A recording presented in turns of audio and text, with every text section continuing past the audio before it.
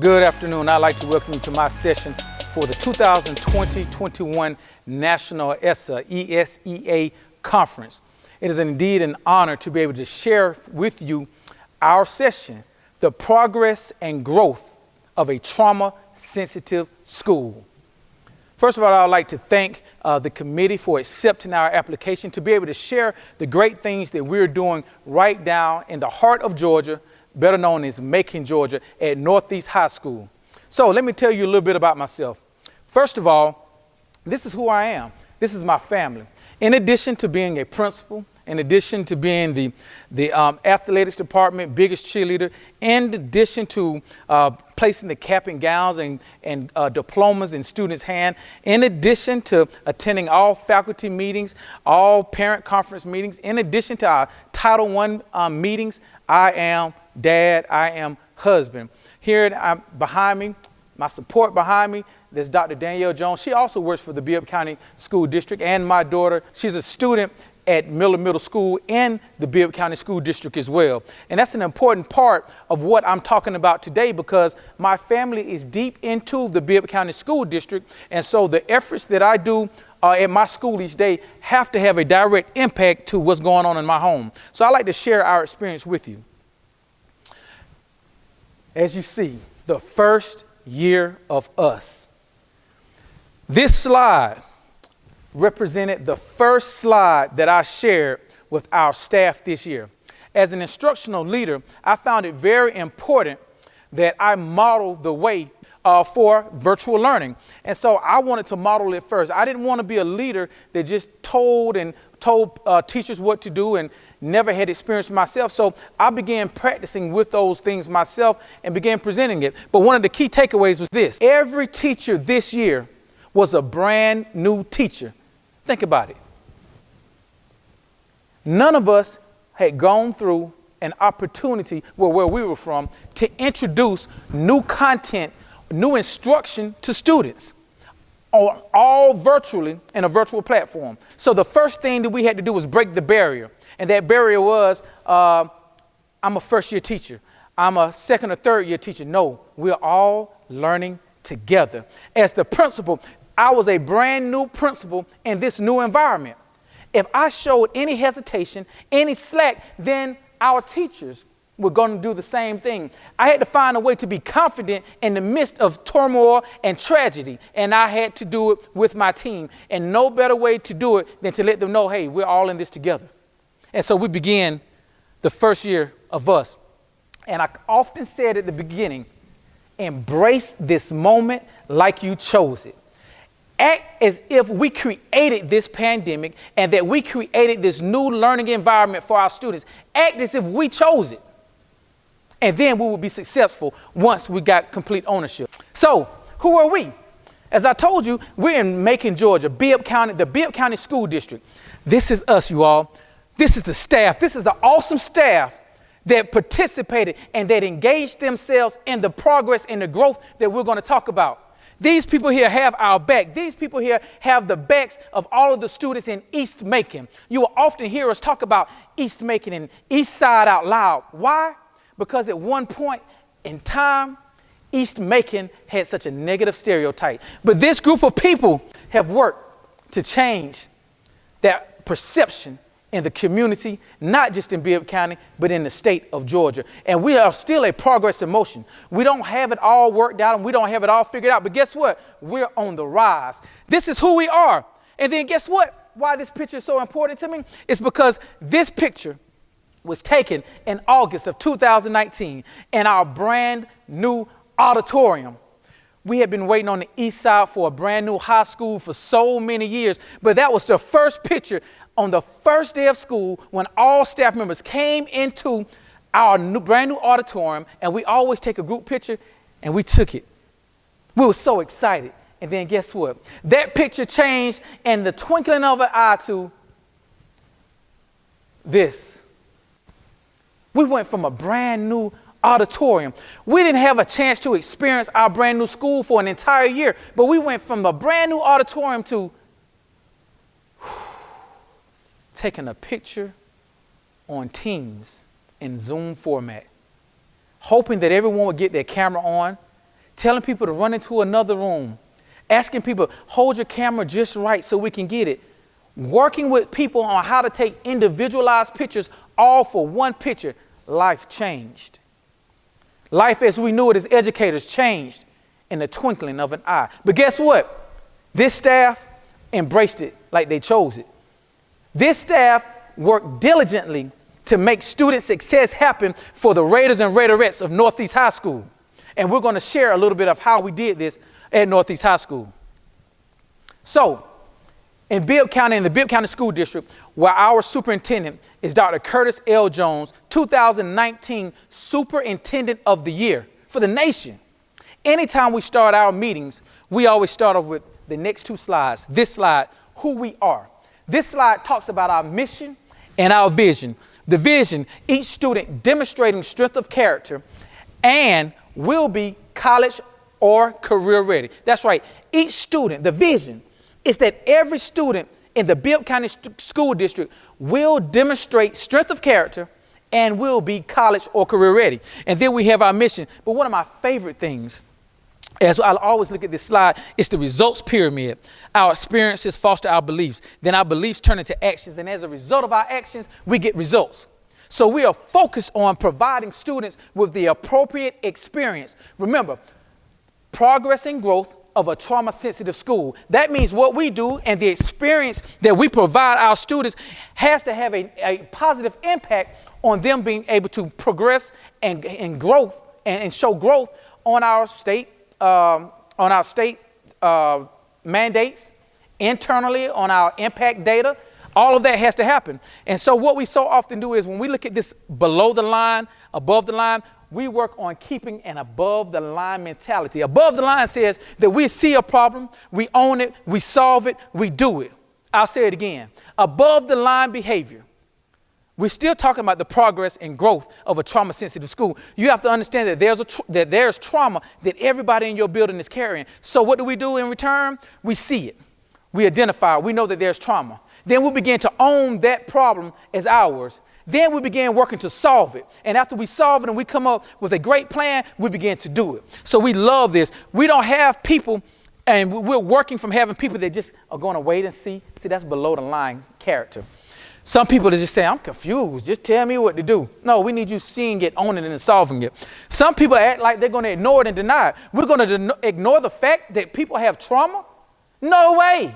We can't ignore or deny the fact that people have trauma. Our students have trauma. Our teachers have trauma. Our counselors have trauma. The principal has trauma. I got trauma, y'all. I got trauma. And I need y'all just like they need me. And so we can't deny this. Finger pointing. We frown upon finger pointing. Never keep talking about what they did and what they did. It's about what are you doing? Because you see it, you own it, you solve it, and you do it. So this is just a little bit of what we do in the Bibb County School District. We always go over this slide. And our second slide is this. Victory in our schools. This is the school district strategic plan. We have an overriding objective of greater than 70 CCRPI.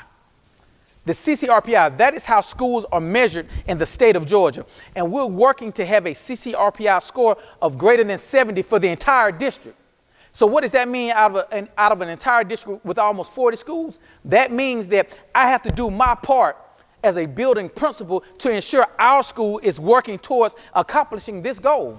And here you have behind me, we have 5 strategic goals, and then included in those 5 strategic goals are our 16 objectives. So anytime we have a meeting, we begin talking about the 16 objectives, but they must align to us having that greater than 70 CCRPI. And as we go through, we'll show you a little of what we're doing to increase that. Expectations.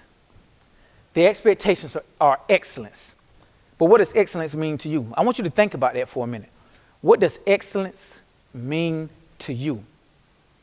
And I want to tell you that we've been doing the work, and for the last 4 years, we have had a graduation rate of over 80% at Northeast High School. Remember, this was the school that so many people talked about negatively years ago. This was the school that people that were right in our own zone and district did not want to send their child to. They opted to send their child to a school across the river, opted to send their child to another school, private schools. But we began changing things. We began working with that team to change what we were doing at Northeast High School. And so we began expecting excellence.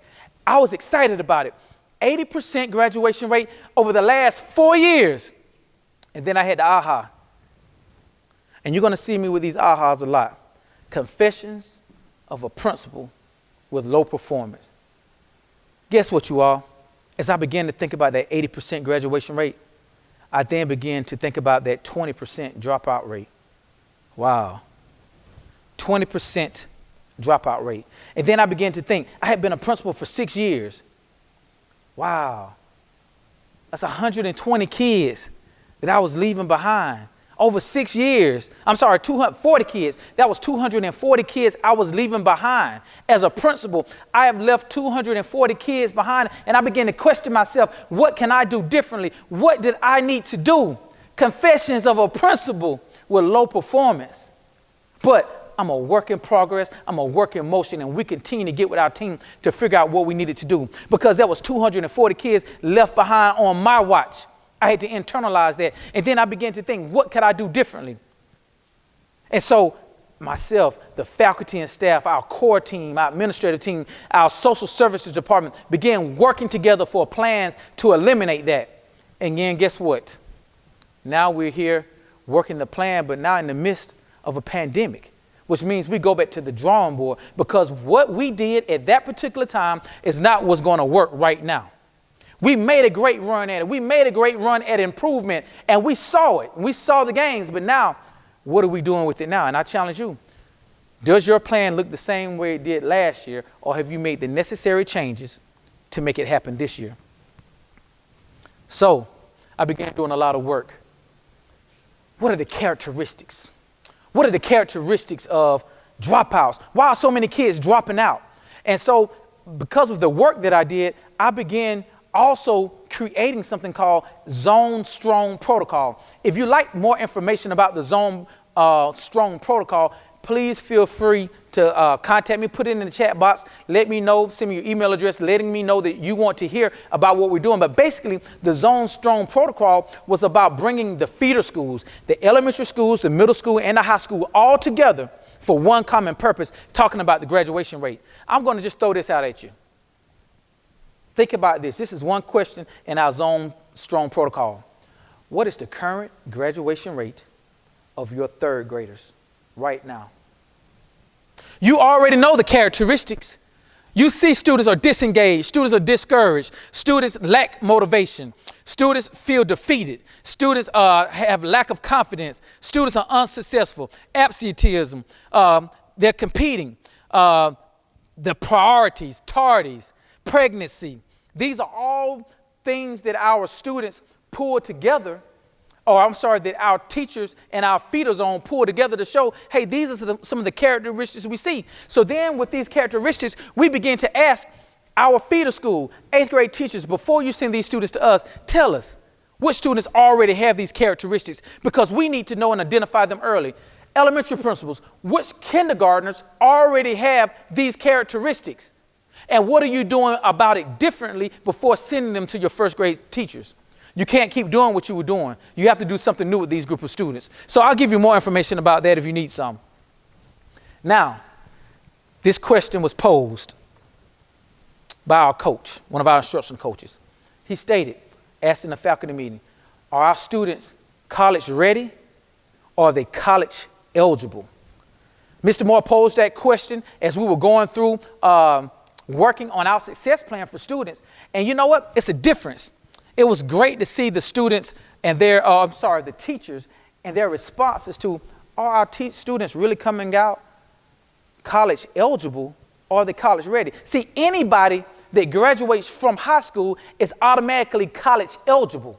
You are eligible to write an application. You're eligible to get accepted, but are you truly college ready? See, that's a part of us closing the gap. See, I got to tell you, as a principal, again, confessions of a principal with low performance, I had to think, not only was I dropping Not only have I dropped 240 kids, but what about the students that I sent off? Were they truly college ready? Or were they just eligible? So I ask you to ask yourself that. And even when you think about if you're a middle school employee or an elementary school employee, are your students really next grade level ready, or are they just eligible? You think about that, because it applies to everybody. Sending students that are ready versus sending students that are eligible. And so that moved me to this about bias. You've heard a lot of discussion about implicit and explicit biases. See, everybody has an implicit bias. And once you have an implicit bias, it automatically turns into an explicit bias. And so I want to share with you, think about this. I realized that, look at this. When there is a gap in the child's life, do we prepare their future based on the gap or based on their potential? Because they have a gap in their life, are you preparing them based on the gap or based on the potential? Here we go, you all. Chronicles, again, of a principal with low performance, low self-esteem. I remember thinking about how my own implicit bias may have hurt kids. Let me share a story with you.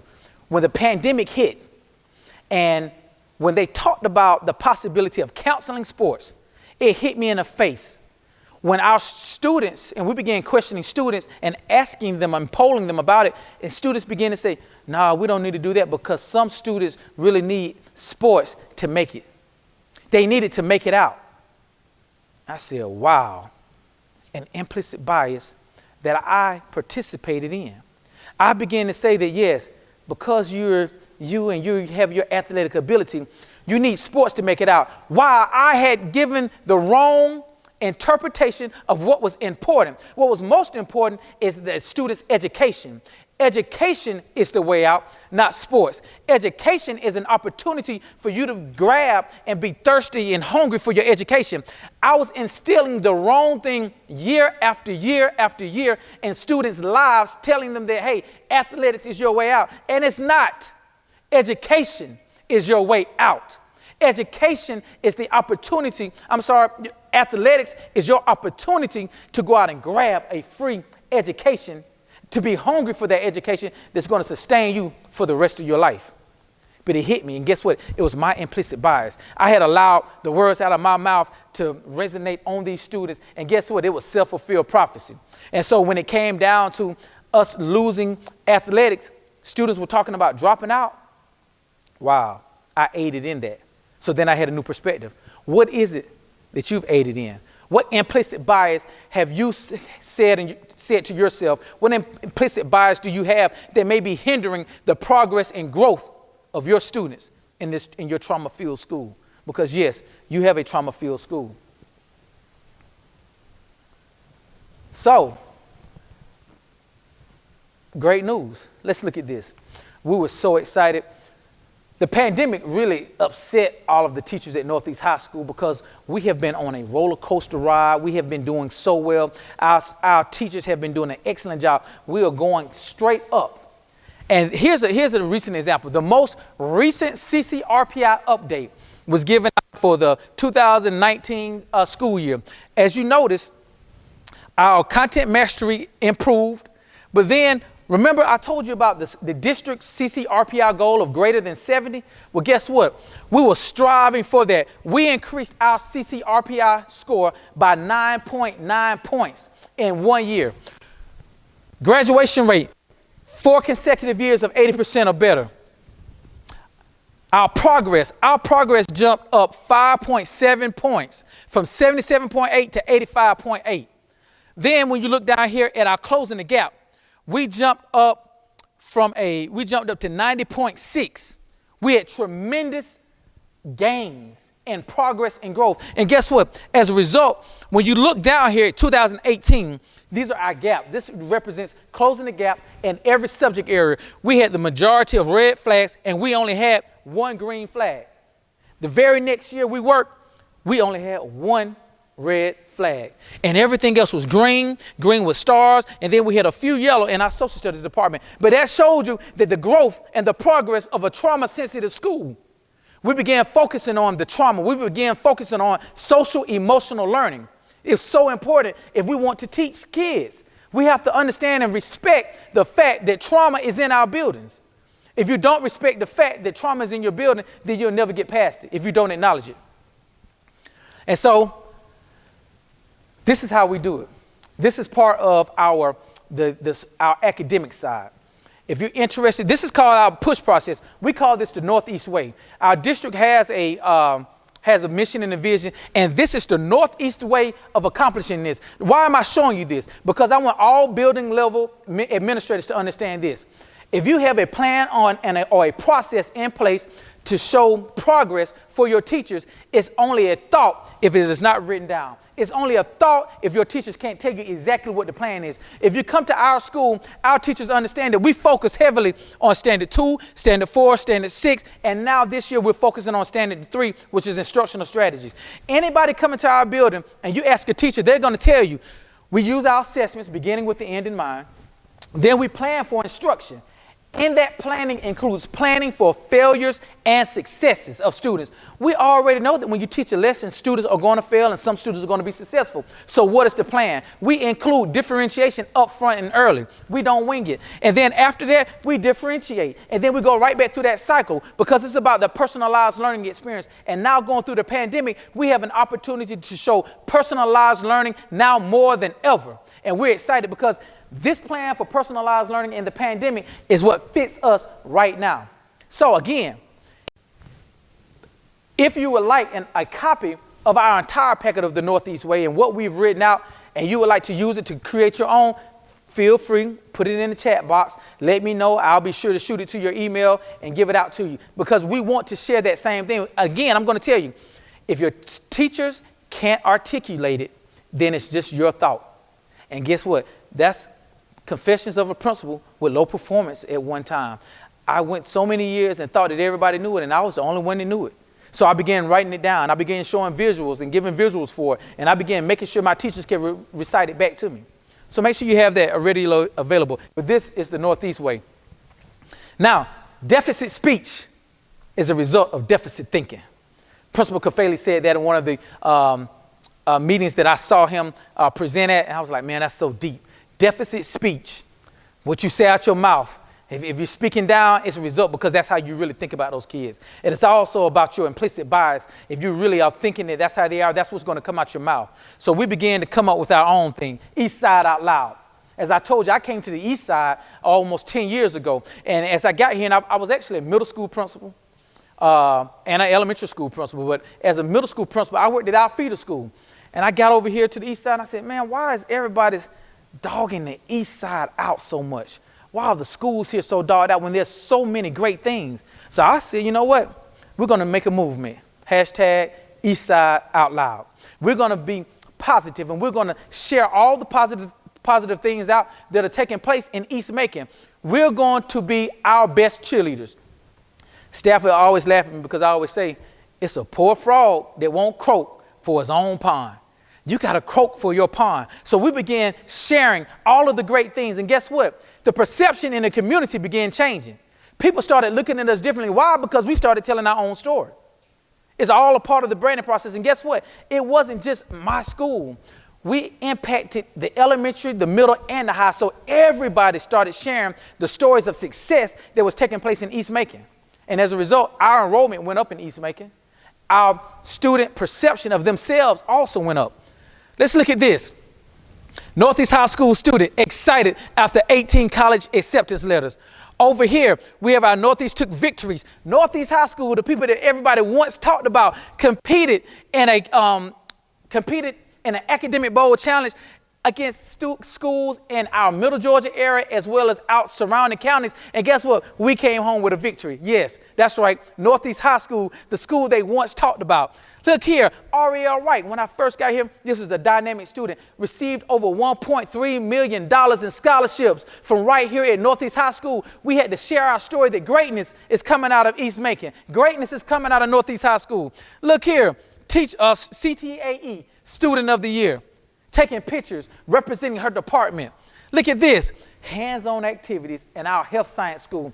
The community finally had an opportunity to see us working with manipulatives, hands-on manipulatives at East Macon, at Northeast High School, because they did not believe that instruction was taking place. They did not believe that anything was really happening. Again, this is part of progress and growth of a trauma-sensitive school. This picture, the kids dressed so nicely in their outfit, in their uniforms, and we were in our brand new auditorium at the beginning of 2019, September of 2019, in a brand new auditorium that we've needed for years. And we finally had a chorus. We worked out and found out how to get a chorus right here in East Macon. They no longer had to go to a fine art school because guess what? It was happening right here. Progress and growth, not just in the academics, but socially, emotionally. And look right here, again, first time ever, a robotics team. What is Northeast High School doing with the robotics team? Why? Because we have to grow. We have to show our students the world. We have to provide our students with those experiences. We have to make it happen some type of way. That's a part of our growth. That's a part of the progress in the midst of trauma, giving and providing students an opportunity to do things. And then look at this, Athletic Players of the Year all over the place. Even this year, y'all, we have an offensive player of the year. Our basketball team right now is second in the region. Football team went to the playoffs for the first time in over 10 years. We're doing great athletically. And then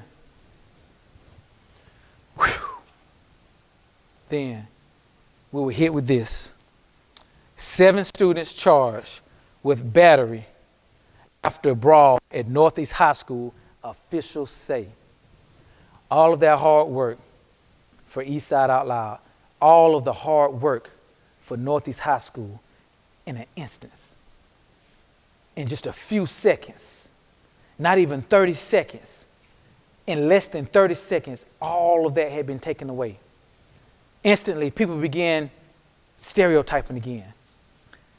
And I was kind of down at one point until we started doing some things. I called students in. I began to call students in, and we had a meet me in the middle. We began talking to students. We had it broken down. The session was all males came in at one time, all females came in another time with their advisement classes. And that's what this big part is about. The progress and growth of the trauma-sensitive school is taking place because of our advisement system that we're going to share with you. You want to hear about it. But as we brought them in, we began to talk about your words. And then your performance. See, the words were, how do you want to be perceived? How do you want the community to think about you? What do you want them to say about students at Northeast High School? Those are the words. And then the performance. So I began asking the question, does your performance line up to the words that you want people to say about you? Because if not, I need you to meet me in the middle. This is the sweet spot where your performance or your actions meet your words. And they come in the middle, and that's when people give you perceptions.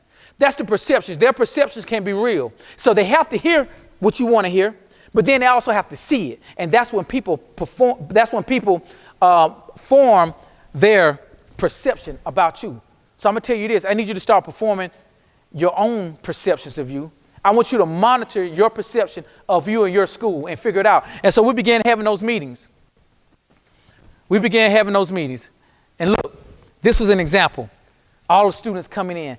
Peers, students to students. Students were up on the stage with me, sharing their thoughts to the entire student body. 2 different sessions about what we need to do to improve. How will we erase that blemish after all of the hard work that we've done? The students took ownership. And so what made me most proud of all was that so many students said, that is not us. Students began to get upset and mad that we were in the newspaper and on the TV because of that negative publicity. It was at that moment that I realized the culture had changed. There was a shift in the culture because now students were upset about it. Well, when I first got to the school, it was kind of normal. And kids really didn't. They was like, okay, here it is again. Okay, here's another one. Here's another one. But then it moved to, Mr. Jones, you okay? You upset, Mr. Jones? You mad? People started wondering how I was thinking. Kids were coming up to me asking, how did I feel about it? Am I okay? Am I upset? What's going on? The culture had shifted. And so I was grateful about that. Here's another example. After that, I began meeting with those. That's a valedictorian for 1 year, and that is the valedictorian for this year. Two awesome people. Micah, he's going to the military. He's already joined the military. He actually joined the military at the end of his junior year, serving our country, wearing it proud. And then Kennedy right here, she's going to be our valedictorian this year. An awesome young lady. She's looking to go to Harvard as well. Again, another East Side Out Loud moment. That's right. And she's looking to go to Harvard. So I began talking to them as class presidents, valedictorian. What are you hearing from your peers? What do we need to do? And then I met with a student leadership team in my conference room. We began to talk to them about more intense things that we can do. And so that's part of the progress and growth of a trauma-sensitive school. See, I want everybody to understand this. The trauma caused the brawl. The kids didn't just wake up and say, hey, I want to go fight today. It's the trauma in their lives that have caused the brawl. There was another area that we needed to address with those students so that it would not continue to spill throughout the rest of the school. We had to go back in and find what the triggers were for that brawl to occur. The progress and growth. And if you don't go dig, if you don't go ask, if you don't go research, then you'll never find it. You have to be intentional about finding out what it is. So this is some of the ways that we did it. East Side Out Loud. So now what do you see? I inverted this picture. A lot of people have seen this picture before, but it was always the cat looking in the mirror and seeing himself as a ferocious lion. But guess what? Confessions of a principal with low self-esteem. Sometimes I was looking in this mirror just like the big lion, and I said, boy, are you sure you need to be doing what you're doing? Are you sure you are ready for this? Sometimes I'll just sit in the mirror and I look and I'd be kitty cat quiet because I did not know what was going on. I had to figure it out. I had to go through those. Why? Because guess what? What I saw were vacancies. We had a point where we had, out of a staff of about 50, we had 24 vacancies at 1 year as we were going through this process of changing Northeast around. I remember it like it was yesterday, the pain and the hurt. Our third year, 24 vacancies. I remember all the issues that were going on in our community. So many of our students died. So many of our students were accomplices to the crime. So many of our students were incarcerated at the time because of so much trauma and so much mess going on in the community. And I'm looking saying, wow, what can I do? How can I change this in a school setting? Accountability, my own personal life, trend data, neglect, homeless, hunger, divorce, abuse, death. This is what your teachers are dealing with. Your teachers are looking in the mirror sometimes saying, I don't know if this is for me, because they're dealing with so many of these things just like I deal with. Everybody has what we call that invisible backpack. I'm going to share about that invisible backpack with you later, but so many people have this. So I had to get to the point, how do I still develop students and show progress and growth while filled with so much trauma? So what we began to do every day, say, you know what? We have to be the first people in our lives to speak positivity every day. So we came up with the Raider Declaration. I created something, created the document, then I shared it with faculty and staff and explained why I wanted to do that. Then faculty and staff had an opportunity to go in and make changes to it if they wanted to and do what they wanted to so that we would all be on the same page. And so every day when you see this, you're always going to hear, today I am successful. Progress is my only option. I am a Raider. I am focused on the positive. I encourage myself and others. I recall information and I understand what I'm reading. My teachers prepare me well and I respond appropriately. Why? Because greatness is our portion. We had to be the first partakers of speaking greatness over our lives every single day. That's part of the progress and the growth of a trauma-sensitive school. You have to be the first one to speak the positivity, and students have to understand that that is why they're saying this. Because guess what? I've had declarations before in years past, and students were just saying and just not want to say it, and some would say it, but then I began to explain the why. Y'all, why am I making you go through this? Y'all, why are we doing this? It's because you got to speak it. You can't rely on the next person to speak it over yourself, so you have to speak it. Self-fulfilled prophecy.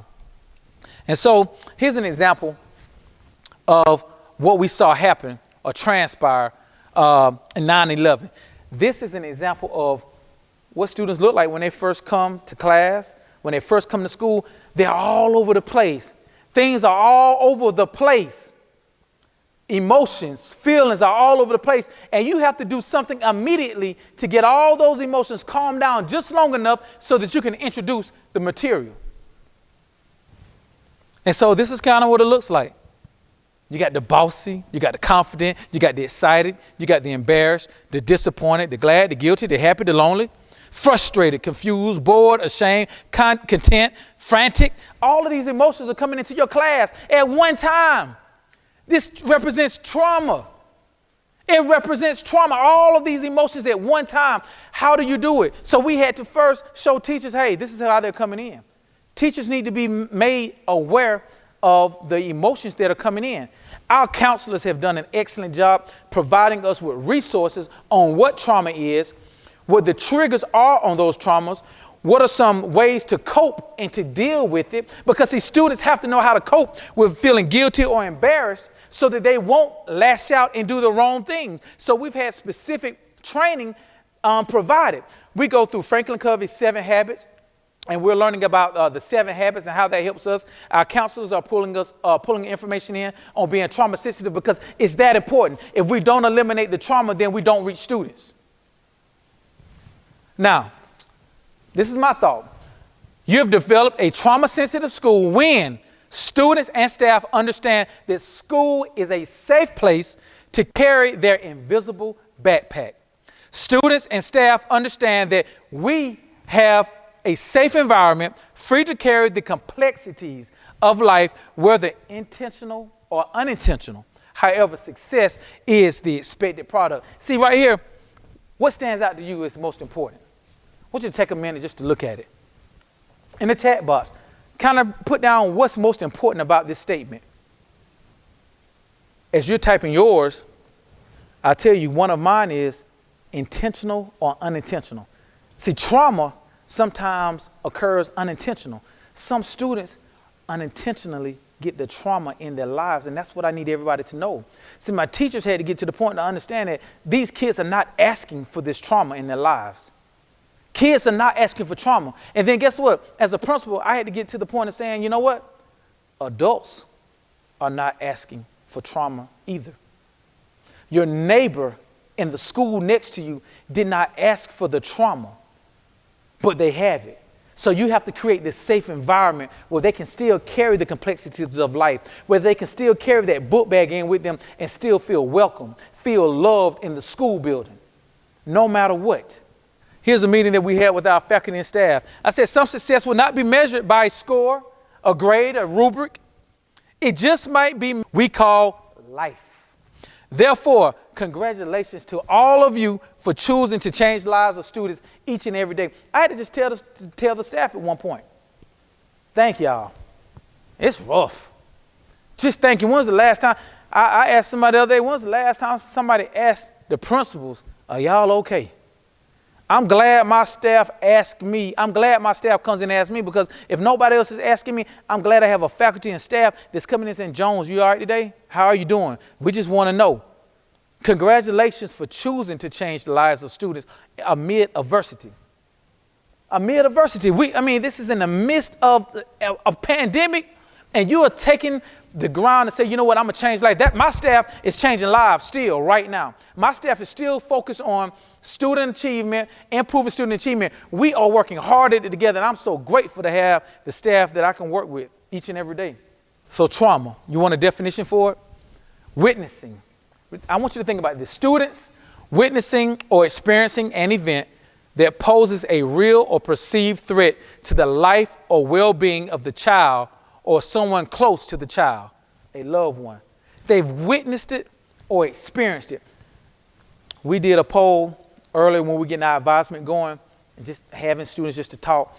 And so many of our students have been exposed to way more than the adults in the building have ever been exposed to. So many of them have seen so many things that the adults in the building had never seen.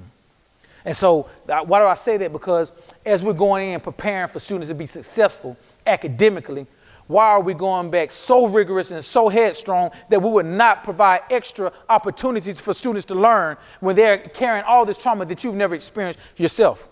How could you be so cold and so low that you were going to demand a certain level of excellence that you've never been provided when you receive so much grace and so much mercy to get to the point that you are in as an adult? We've all received the positions that we're in now, we've all received a certain level of grace and mercy. So why are you so cold and so hard now that you can't extend grace and mercy, especially knowing that students are carrying this trauma? If you're doing something that's not working, my expectations is that you go back and you change up what you're doing until students become successful. If what you're doing is not working, my expectation is that you go in and you ask another teacher whether the student is successful, and you figure out what they're doing and you figure out how to bring it to their class. Because all of our students can be successful. Every child can grow. Every child can show progress. That's the expectation, that we will grow students better than anybody else in the state, and our students will progress. We find a way to make it happen. Just a few things. What sorts of childhood trauma affect the brain? Neglect, extreme poverty, mentally ill or addicted, or an addicted parent, a violent household, losing a parent or sibling. So many of our kids have lost people. Sexual abuse. All of these things play a role in childhood trauma. And we're coming in so stern where we can't smile when students walk in, and you don't know what they did. What I realize is our students will have a death at 3 o'clock in the morning in their house, and they would get up and put on their clothes to come to school. Why? Because school was supposed to be the safe place. Why? Because school was the place they loved. And they felt love. And so they were coming into the building. So how dare a child have 7 kids and 5 of them show love and 2 of them don't? Don't be the teacher that won't show love to a student. Don't be the teacher that won't show a trauma-sensitive environment. Effects. They may occur immediately or over time. I need everybody to understand that. Just because a student has gone through something and then they step back in school the next day, well, I guess they were okay. The relative just died at 3 o'clock in the morning. They're at school, so I guess they're good. No, I need you to know 2 weeks down the line that it still may come. 3 weeks, I need you keeping that at the top of your mind. As a trauma-sensitive school, you have to understand that the student will still experience the trauma later on if they didn't experience it right then. And it could be a cycle. It could be a reoccurring event. You need to understand that about trauma. Individuals may not recognize the connection between the effects and the events. The student may not even recognize the connection between the effects and the events. Traumatic experiences may lead to hypervigilant, constant state of arousal. That means fight or flight. That means they're always in the process of just running from it, or going to just running from the situation. The fight or flight mode is real. And if they're running from it, that means they're running from their academic and their education. They're running from that piece. And so if they're running from that piece, what are they running to?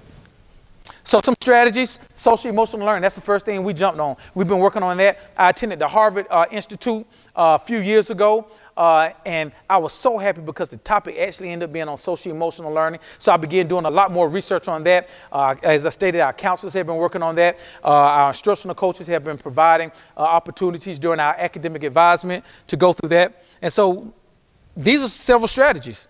Now, what I like is, remember, we've been sharing this with our teachers about these barriers. At our school, we call those resources. Those boxes begin becoming resources. One of those boxes has to be social emotional learning. As you look at this picture right here, I placed a graduation cap on these because the school provided the right thing for the students to make an equitable education for all students, understanding that all students come in differently. So the teachers made different provisions and interventions based on the child. Now, you've been asking, this invisible backpack. This is the backpack that you carry with so many loads. This is what students and teachers walk in with every day, that invisible backpack. It carries the weight of the world on their shoulders. The person sitting right next to you right now, the person in the other one right now, all has an invisible backpack. What are they carrying? You don't know. It may be neglect. It may be divorce. It may be death. It may be abuse. They're carrying those. So guess what? And some people are carrying more than one. Some people are carrying 5, 6, and 7. Some people are carrying financial burdens on them. So many people are carrying so many things. It's somebody working right next to you that's in jeopardy of losing their home right now. You don't know it, but they're still coming to school every day to teach kids and to better a child while they're carrying the burden of the world on their shoulders. How dare us come into a school and not be willing to show love to everyone that sets foot in the school? We have to come in and show love to every person in the school. Here's an opportunity for you to see one of the things that we did. This is Sanaya. She started us off, and we're going to talk about our RaiderVisement. We were featured in Phil Covey International Video They came into our school, we used the Leader in Me, and they saw some of the great work that our teachers were doing, and they decided to come in and film us and show exactly what our teachers are doing during RaiderVisement and how students are responding. How students are responding. This is a great opportunity. As I arrived at Northeast High School, they used the advisement class as a source of communicating with parents and bringing information back in. Year after year, I was getting frustrated that we were still not seeing the growth in students that I really wanted to see. I said, no, something has to give. We've run into a brick wall and we need to do something different to change the culture.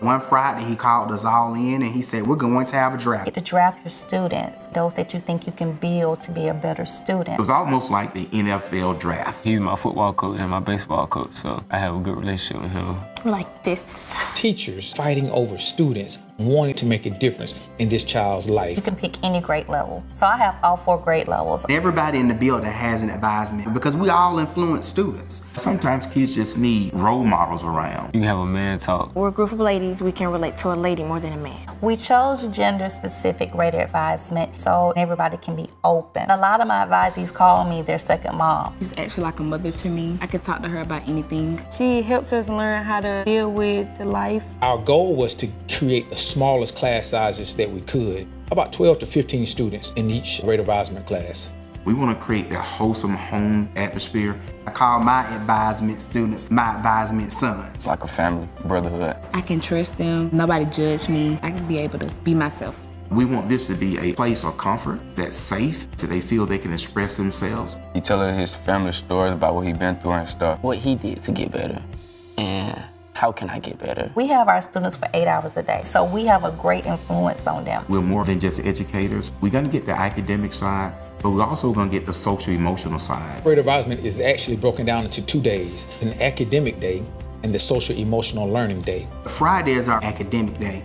Each teacher in the building works within their department to design content-specific lessons that focus on students' individual needs to be successful or to be more successful. On the social-emotional learning day, we study our 7 habits. We go through 1 habit a month. One of my main roles is to design the curriculum for RaiderVisement using the 7 habits and using tenets of Find Your Voice. The curriculum is kind of based off what we feel the school climate may be going through. We learn how to be proactive instead of reactive. We go over the 7 habits to be better in school and be better outside of school. We talk about time management, conflict resolution. It's interactive. The students are having a voice and they feel empowered. I would never go in RaiderVisement and come out the same. Peers learn better from peers. A lot of times they come in and say, can I do RaiderVisement today? They'll look through the PowerPoint and then they'll turn around and teach it to the class. We are bringing in our Student Lighthouse team to help us develop lessons to teach those 7 habits. We've definitely seen our teachers and our students grow closer. You can feel a lot of positivity going on in the school. The students are happier, they're more relaxed. I'm doing better on tests. Pull my grades up. We saw a change in attendance, change in discipline, improvement in students' grades, more students going to adults to tell them that there's a possible conflict. We need what's happening in the school to spill over into the community. We've seen students who've become excited about volunteer opportunities, students seeing issues within East Macon and wanting to affect a positive change. I tell students, you're going to be the ones that we want to see run for political office. We want to see you on the cover of everything that's positive here in Macon and Bibb County. A lot of times we focus on academics, test scores, but the most important thing is a student's well-being. We need to connect with the students on their social, emotional side first, and everything else will definitely fall into place.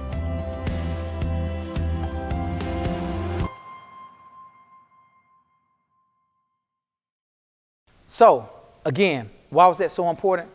Because when I leave and I send Kennedy to her school, I'm expecting the school that she attends, because I don't want her attending my school, because I want her to have her own identity, not the principal's daughter. I want her to have her own identity. But when I send her to school, I expect her principal and her teachers to go just as hard and be just as hungry to create a social, emotional environment for her, just like I'm doing in my school. So I put it first in my school to sow the seeds, because even though they see Kennedy and they see she's participating in 2 different cheerleader squads, she's on a competitive cheerleading squad, she's the captain at her school, then she created her own lip gloss line, and they see her on Facebook with the smiles, I still need them to know that Kennedy, 6 months out of the year, is experiencing trauma. That different times that she's thinking about her grandfather, her grandmother, and her uncle who were all murdered at the same time. She's thinking about her uncle that was incarcerated. She's thinking about the birthdays that come up. She's thinking about us not going to see them and visit them on Thanksgiving, Christmas, and for 4th of July. And so I need the people that are outside of me, because sometimes our kids listen to others better than they listen to their own parents. So I need the other school to go in and go just as hard at creating a safe, trauma-sensitive environment. Guess what? Looks can be deceiving. Don't let the titles fool you. Yes, she is the daughter of a principal, the daughter of another Board of Education employee. But guess what? She's walking around with trauma too. Every single person is walking with trauma. So we have to build the environment where we can engulf it, where we can love on it, and where people can be free to do what they're expected to do while still feeling the love and the family atmosphere in the building. Collective competence and self-glory. We don't need individual teachers to do it. We need a collective competency. We need everyone in your school involved in the same process. Some of our hiccups have been that everybody wasn't on board with being trauma sensitive. They just thought it was just another initiative. So I'm still working, and we're still working to get everybody involved on why it's so important that everybody that a student passes by feels a trauma sensitive school. That everybody feels it. And so it can't just be isolated events where this teacher does a great job and this teacher does a great job. No, we need collective competency. When a flower doesn't bloom, you fix the environment in which it grows, not the flower. You can't remove the student, you fix the environment, you fix the school. You don't remove the student, you fix the school. And so one of the things we did was we did the Northeast High School draft. If you want information on this, please feel free to put it in the chat. I'll give you information. There's schools right now in Georgia, all over, who are beginning to do this whole draft process to get the RaiderVisement way, but doing it in their own fashion at their schools. It's powerful, you all. It changed lives at our school. We participated in a draft where teachers had the opportunity to select their own advisement students. No longer just doing a computer-generated advisement, but teachers had the opportunity to pick who they could help, and it worked like wonders. And so our RaiderVisement that you've heard me talk about is focused on 2 different things. We have a social-emotional learning day, and we have an academic day. On the academic day, which is usually on Tuesdays, we have 2 40-minute sessions. It's aligned to the achievement level descriptors. It's all focused on helping students to catch up in the work that they may be out on. It's all focused on helping students to get that extra extended learning, that increased learning time. Our social-emotional day, we do PBIS things, have PBIS lessons. 7 habits for highly effective teams, which is the leader in me. We have Mercer University partnerships, social emotional learning, opening activities. We build rapport, and guess what? We have food. Oh, I like that part. And guess what? I need y'all to understand something about this. Very key point. And I don't suggest everybody do it because sometimes it is kind of stressful, but I have my own advisement class. I have an advisement class. The assistant principals have their advisement class. The counselors have an advisement class. My staff, I've been with them for a while, and we all kind of work together, and they got through it, and we still do it. But it is a little difficult at times. But we all have our own advisement kids. And so they come to us every week as well. And it's been working awesome just to build those bonds with students. So I tell you, words of affirmation are a result of positive thinking. As you think, those are the words that will come out your mouth. So if you're thinking positively, you'll be able to provide words of affirmation. And so what we do to continue to provide words of affirmation is we continue to highlight teachers. It's very important. We have what's called our high fives meeting. And this is what high fives look like. Each week, a group of people were given high fives. They in turn come back the next week and provide a statement of why they would like to give their high fives to the next person. Then they come back in the next week and they provide their high fives to the next person. And these are just a few examples of us getting our high fives, and we took the pictures and we would post those. And then it went from high fives like that out in the sun, shoulder to shoulder to each other, in our new school, shoulder to shoulder to each other. And then we went to online. We had to do it online. We began doing all our high fives online. But guess what? It's still the same effect, because teachers are still providing the genuine love and the genuine thoughts to pass their high five on to somebody else. So they don't have a physical high five as of right now, but they're sharing out, hey, my high five recipient is, and it is because of this. And so we end every Friday like that. We didn't stop as a result of the pandemic. I still thought it was important that we still get in and we do it right now, because it feels good to fill buckets. And so we need to know, and people need to know, that they truly are appreciated. And so I'm going to give you this, our strategy, my thought process, my strategy. You set the tone first. You set the tone to be a trauma-sensitive school. You declare and you decree that this will be a trauma-sensitive school. You set the tone for it, and you set the tone by educating teachers on a trauma-sensitive. You set the tone by educating students on what it is. Then the vibe and flow. The vibe for a student to be able to walk into your classroom and feel like this is truly a trauma sensitive. The vibe has to be right. There has to be a certain level of vibe. There has to be a certain level of swag in your school for students to be able to walk in and feel like, I can talk. I can talk to this teacher. I can talk to this teacher. I can talk to this counselor. I can talk to this administrator. I can go anywhere in the building. I need to be able to know that I can talk to somebody when things are really hot. Then focus. We have a heavy focus on it, a heavy focus on it. Our counselors are getting work. Our counselors gave us so much work in their presentation that we could not even get finished with it all in one day. We had to do it over multiple periods of time, but there's a continued focus on being a trauma-sensitive school. Then testimony. We share our testimony. Talk to the kids. We talk to our kids about our own personal testimonies. They need to know that we're going through it. They need to know that it can be done, that you can accomplish greatness in the midst of adversity, and that you can come through. And then we have knowledge is power. Again, teaching them what triggers are, and then teaching them how to cope. Teaching them, they have to have the knowledge to know how to cope. Then situational drills. Begin giving cue cards of situations and how students should handle different things. We get a lot of that from our 7 habits, and as well as from our trauma training that our counselors provided. Situational drills. What should you do then? See, students need to go through the process first so that when they get in it, it will trigger their mind back to what they learned with us. And then coping strategies again, and then referral. You got to refer. You got to know that when students bring stuff to you, you got to know that you need to refer it at a certain point. It's some things that are out of your jurisdiction as a teacher, and it must be reported to the counselor or the principal. And so they need to know what that process looks like, and teachers have to know that as well. So this is our trauma-sensitive strategy at Northeast High School. Remember, people don't care how much you know until they know how much you care. They don't care. Students didn't care about you being the valedictorian in your class in high school and in college. They wanted to know that you cared about them. Then they will be more receptive to hear what you had to say. Because R cubed equals growth. So you have to have relevance, rapport, then you get respect. If you're relevant on what kids are talking about, if you can make yourself relevant, then you begin building that rapport, then you get respect. And that respect equals growth. Remember, the progress and growth of a trauma-sensitive school. And so this is just one of the things, you all, that we're so happy about, because now, because it was working so well, we've been asked to start working the implementation in other zones in our district. We've gone throughout the state, presenting it in some different places. And so we kind of summarize and we call it the Zone Strong Protocol. And so we've gone through that. And if you're interested in the Zone Strong Protocol, meaning that we sit down and we meet with your high school team, your middle school feeder team, and your elementary feeder team. And we talk about growing your entire zone stronger than what it already is. And here are just some questions that we've asked in our Zone Strong Protocol that we sat down with.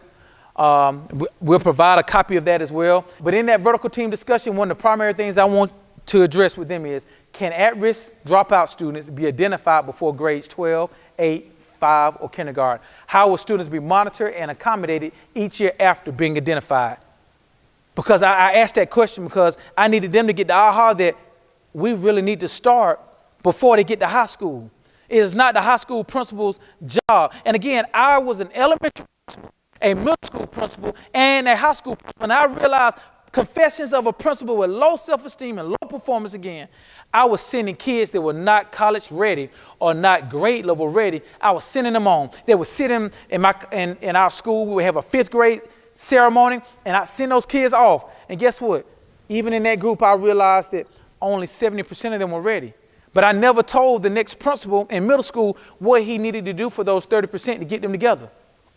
As a middle school principal, I did the same thing. 8th grade graduation. I said, wow, that group was only 60%. And I never told the high school principal what he needed to focus on with that 40%. Well, guess what? Tried and true. I learned from my mistakes, and now I'm actually able to help other principals, younger principals, create a zone strong protocol. So I've been working with that. If you're interested in that information, please let me know down below. And next steps as I leave you, if you're a new school leader, explicitly write the steps to your vision. Recruit and retain the right people. Educate everyone on the trauma surrounding us. Accept short-term wins. Be acceptable for those short-term wins. Create short-term goals and accept those. Highlight those. Make them ESEA out. Make them your school out. And then collect overall data efficiently and frequently. If you're a seasoned principal, revise your vision for the now. We're in the middle of a pandemic. What are you doing right now? Revise your vision. Graduate leaders into new roles in your building. Data informed. Educate everyone on the trauma surrounding us and tell your story. We need it. If you need any more information, here's my contact information. The progress and growth of a trauma-sensitive school. I hope that what I've shared with you was beneficial for you. Here's my email address in blue. My personal email address for our push is sjones.push@gmail.com. My phone number is included, and feel free to follow me at Pride Eastside on Twitter. Thank you for having me. Now we'll go to a question and answer session. Have a great day.